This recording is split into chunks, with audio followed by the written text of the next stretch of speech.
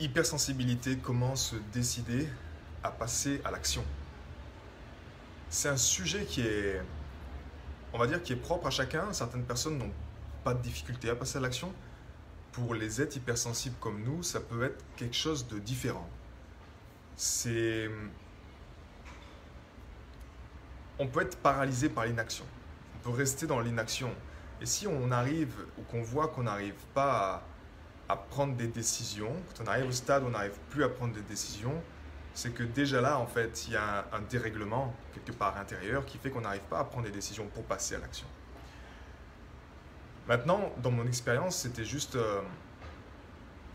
il y a une notion pour les hypersensibles qui est notre corps. C'est comme si le piège numéro 1 que tu peux faire, en fait, qui sera toujours une mauvaise décision, si tu as cette sensibilité-là, c'est que c'est quelque chose qui vient de l'extérieur. C'est-à-dire que c'est pas qu'on te force à passer à l'action, mais c'est comme si c'est une autorité extérieure qui te fait comprendre, qui est en train de te convaincre quelque part que tu dois passer à l'action pour faire quelque chose. Et oh, va trouver un job. Et oh, va faire ça. Et oh, tu crois pas que c'est le moment de... Donc, la plupart du temps, tout ce qui vient de l'extérieur, allez, à 80%, si tu utilises ces informations-là pour passer à l'action, 90% du temps, ce sera erroné.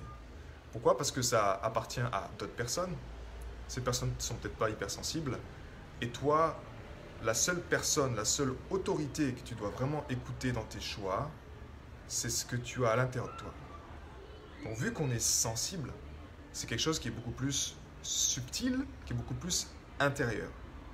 Mais dans ma vie, à chaque fois que j'ai écouté des personnes extérieures qui m'ont dit « Allez, on fait ça, tu devrais faire ça » et j'ai agi sans prendre le temps de me connecter à ma sensibilité, à mon monde intérieur, ça a toujours été des erreurs.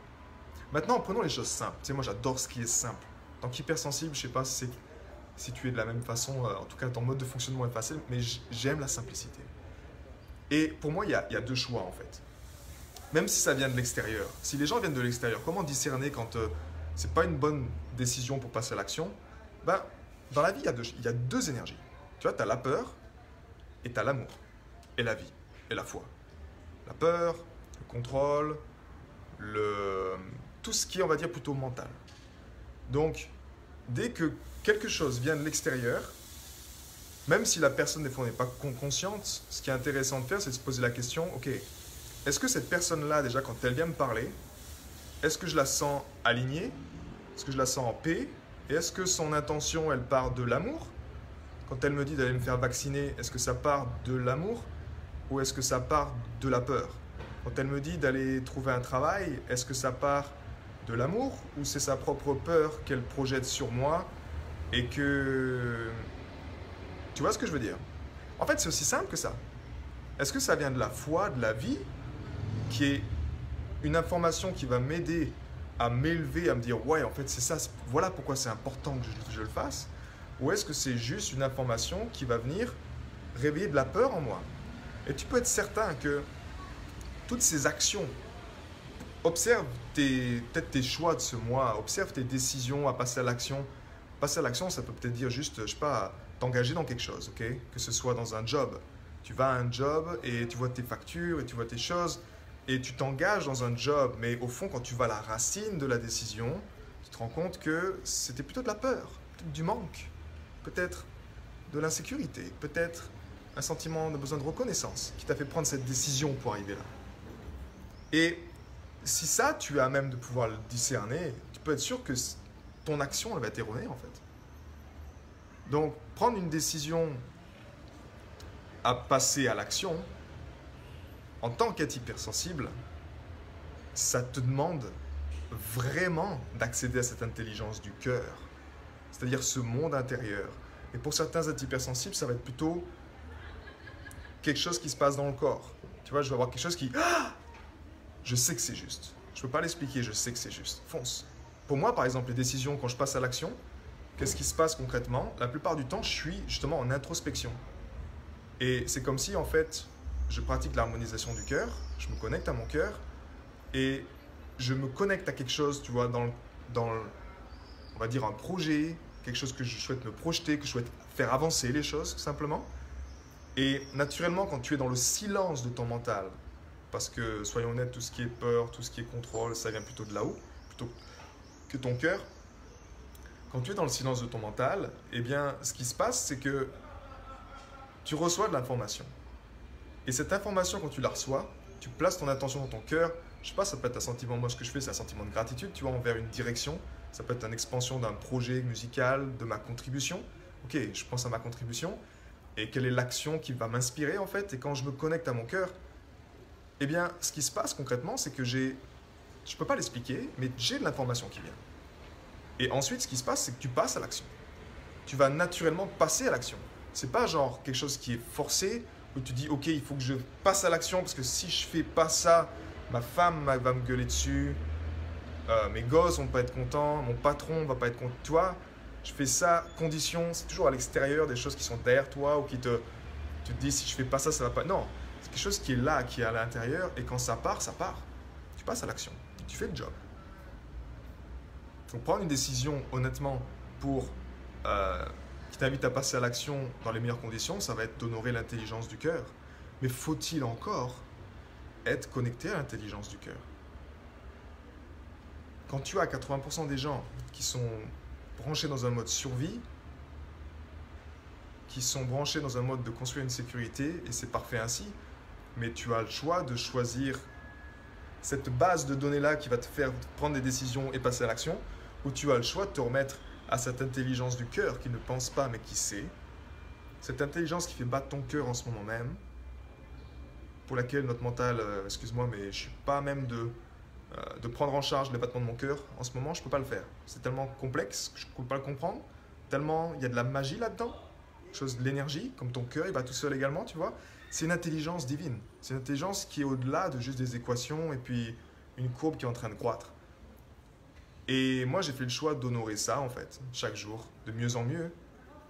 C'est pas facile tout le temps. Tu as toujours de la pression, effectivement. Mais au fond, plus tu honores, plus tu te branches, paf, à cette intelligence du cœur, eh bien, naturellement, tu te sens tes décisions, tu prends les décisions, mais tu te sens inspiré de les prendre et tu passes, en fait, naturellement à l'action. C'est comme s'il y a une inspiration, tu vois un peu une inspiration comme tu vois de la couleur qui jaillit, c'est l'explosion, mais tu as l'action qui part. Tu n'as pas genre l'inspiration et puis attends là on est en train de réfléchir si c'est un bon choix parce qu'en fait il y a ça à prendre. Non, c'est quelque chose qui est spontané et qui prend. Après tu peux effectivement voir, quand tu vois cette inspiration, tu peux la noter sur un papier et puis creuser un peu plus avec le mental pour voir quel est, on va dire, le meilleur moyen d'y arriver, tu vois. Quel est le meilleur moyen pour parvenir à ça avec les règles du jeu de la vie qu'on connaît comme actuellement. Mais au fond, ça ne va jamais partir de la tête au détriment du cœur. Parce que si c'est le cas, eh bien, la plupart du temps, cette décision va être mauvaise, cette action n'aura aucun résultat, ou en fait, cette action va juste nourrir après ce cercle. Et on a un cercle qu'on doit choisir, en fait. Tu as un cercle qui est plutôt descendant, spirale descendante qui nourrit la peur, qui nourrit le manque, qui nourrit l'insécurité, qui nourrit tout ça. Encore une fois, je ne dis pas que c'est mauvais, hein, c'est parfait ainsi. Hein. L'humanité, on a besoin de vivre ça, on a besoin de le vivre. Hein. Si on a besoin de se prendre des masses, de se prendre des vaccins, alors vivons-le pleinement. C'est un choix qu'on fait. Mais la clé après, c'est de choisir, ok, quand on en a marre d'être là, quand on a assez souffert, je prends une décision qui dit stop. Stop. Là, je vais dans l'autre sens. Et je vais dans une notion d'humanité, de faire des choix conscients, de prendre le temps, d'arrêter de me stresser pour rien et de continuer à passer à l'action, mais c'est une action qui est inspirée. Et tu vois, vraiment, observe tes décisions que tu as prises, tu vois, on va dire depuis que tu es majeur quelque part. Tu regardes ces décisions-là et tu observes les tendances. Observe les tendances si, quand il y a eu une décision majeure qui a été prise, si à la racine il y avait de l'amour, de la joie, comment ça s'est développé? Est-ce que tu as trouvé l'argent au bon moment? Est-ce que tu as eu les bonnes personnes au bon moment? Est-ce que tu as eu tout ça? Et quand de l'autre côté, tu as démarré, tu as initié une action mais qui partait à la base de la peur, du manque. J'ai peur de manquer quelque chose, je veux pas être seul. Je peux pas vivre seul, donc je me mets avec quelqu'un. Tu vois, là, il y a une peur quelque part. Et tu vois comment cette relation a évolué dans le futur, simplement. C'est juste, on n'est pas là encore en train de dire c'est mauvais, c'est bon, non, on s'en fout. Mais effectivement, il y a une intelligence de la vie qui est là. Et cette intelligence de la vie, que tu portes un masque, que tu sois vacciné, que tu sois amputé, que tu sois à l'armée, que tu travailles pour le gouvernement, que tu travailles pour là, elle est là. Aussi mauvais que les gens soient, tu sais, il y a des gens qui sont ils sont mauvais, ou aussi bons que les gens soient, peu importe, il y a une intelligence de la vie qui fait que, elle est là. Maintenant, c'est juste notre choix de savoir si est-ce que tu veux t'en servir au quotidien, ou est-ce que tu veux juste continuer à rester un peu plus victime des circonstances extérieures. Et quand on dit, par exemple, va te faire vacciner, c'est important. Ah ouais, ok, je vais me faire vacciner. Honnêtement, c'est parfait. C'est une décision également. Moi, je suis en paix avec les décisions comme ça.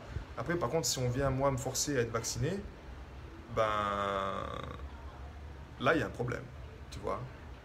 C'est comme si, moi, je te dis, non, tu dois vivre à cet endroit-là, dans cette maison. Toi, tu me dis, non, j'ai pas envie. Non, si tu vas vivre dans cette maison.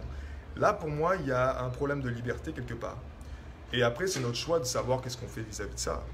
Dans tous les cas, rien n'est bon, rien n'est mauvais. C'est à toi de décider ce que tu veux faire. Est-ce que je dis stop et je défends les droits de ma vie, ou est-ce que je me laisse faire? Encore une fois, on est là, on est tous dans ce bateau, en fait. Il n'y a pas à juger des gens qui sont vaccinés ou juger des gens qui ne sont pas vaccinés. On est là tous dans le même bateau, et c'est juste une question d'expérience collective. On est quelque part de la conscience qui prend une expérience et puis on la vit. Maintenant, dans ces décisions-là également, tu vois, prendre une décision à passer à l'action, comment le faire, eh bien, la plupart du temps également, le problème, c'est que les gens, qu'est-ce qui fait qu'on prend souvent par la peur, c'est qu'on ne veut pas la souffrance.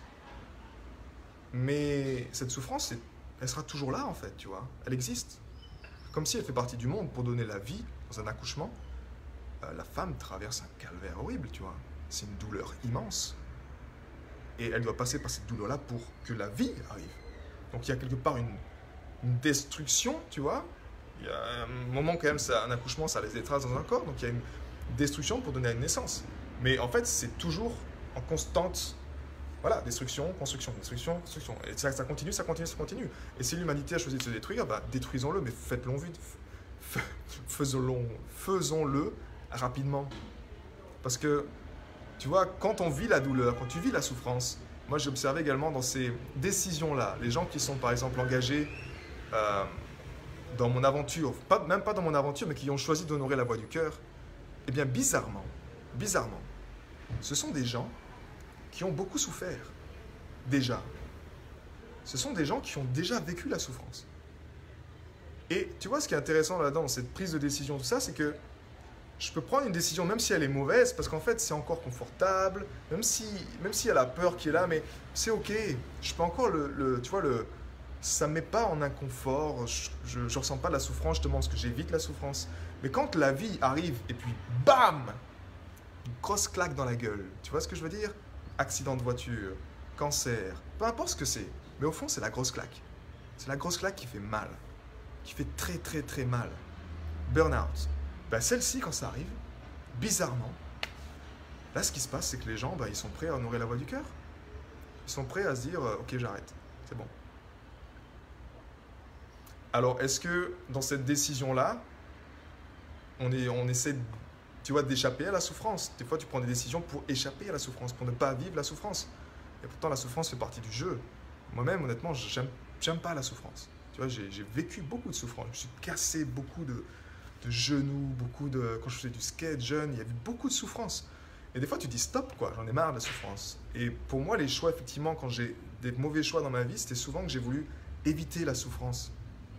J'ai voulu pas accepter comme quelque chose qui fait partie de la vie. Et je te pose la question simplement. Est-ce que tu cherches à éviter la souffrance, ou est-ce que tu te dis, tu vois, non, je veux pas, il y a une résistance? Non. Je t'encourage à lâcher, je t'encourage à à lâcher. Par contre, ça ne veut pas dire ne rien faire. Tu vois, il y a une différence entre quelque chose qui est à l'extérieur de toi, ce qui se passe dans le monde et t'es en résistance, non, je veux pas, et quelque chose qui est là, qui existe, c'est parfait. Rien ne peut être mauvais dans ce monde. Tout est parfait ainsi. Tout est en cours d'accomplissement. La seule chose qui peut être mauvaise, c'est mon attitude envers ça. Donc, par contre, après, c'est ton choix de dire oui ou non, si tu veux le vivre ou pas. C'est juste un choix. Mais par contre, tout est parfait. Donc, faisons-le ensemble, soyons conscients de ça. Et rappelons-nous que c'est bon, quoi. Que nous sommes juste des instruments du Créateur, ok? Qu'on n'a pas la science infuse, qu'on n'est pas les plus intelligents sur cette planète et l'humanité, on va dire l'état de la planète nous l'a déjà prouvé, que quand l'homme il est dans sa tête et qu'il veut tout défoncer, ben, on voit les résultats. Donc, faisons un choix conscient également de, pouf, tu vois, un petit pas en arrière et de se dire, ok, là, qu'est-ce que la vie a à me dire? Dans ce choix-là, tu vois, je me suis pris des claques, claques, claques, claques, claques. Qu'est-ce que la vie a à me dire? Et honnêtement, tu vois, un choix comme ça, pour moi, ça fait maintenant 10 ans, hein, que je ne suis pas allé voir un médecin. Décision à passer à l'action. En quoi c'est lié?